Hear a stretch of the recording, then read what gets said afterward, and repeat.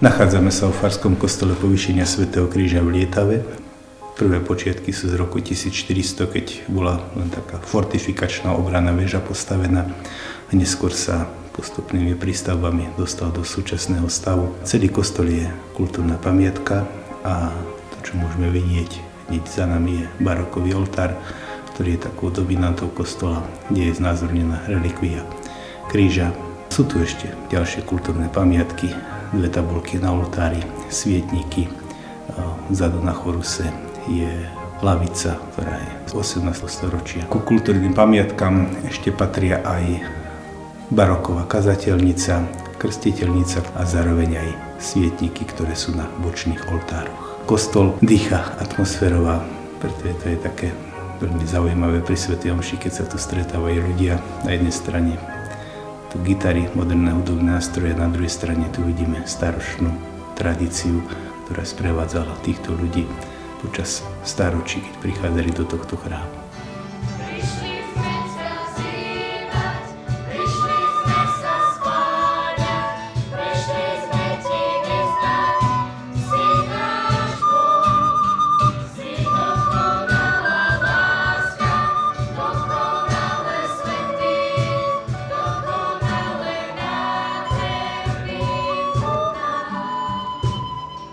Vo farnosti pôsobilo veľmi veľa kňazov. V dejinách posledných rokov sa najvýraznejšie do života farnosti zapísal monsignor pán dekan Stanislav Belák, ktorý vybudoval mnohé veci aj tu v chráme. Prebehla oprava strechy, vybudovala sa nová fara a jeho hrob môžeme vidieť aj vedľa kostola, keďže tu pôsobil 25 rokov a prijal si, aby tu bol pochovaný.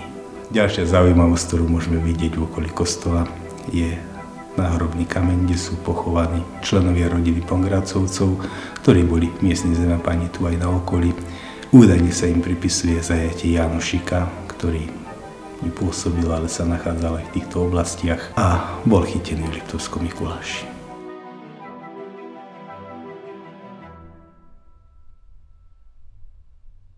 V obci Lietava, vo farnosti Lietava pôsobí farská charita, ktorá sa snaží pomáhať znevýhodneným ľuďom a ľuďom na pokraji núdze svojimi aktivitami a spoluprácou s dobrými ľuďmi.